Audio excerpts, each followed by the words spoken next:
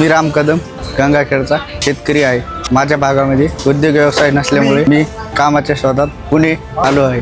3 वर्षापासून कोरडवाहू कंपनीच्या सहकार्याने मी बाजारात टमाटर काकडी विकत आहे। मी दररोज 500 किलो टमाटो 500 किलो काकडी विकत आहे। त्यातून माझे चांगले अर्थार्जन झाले आहे। थँक्यू कोरडवाहू कंपनी।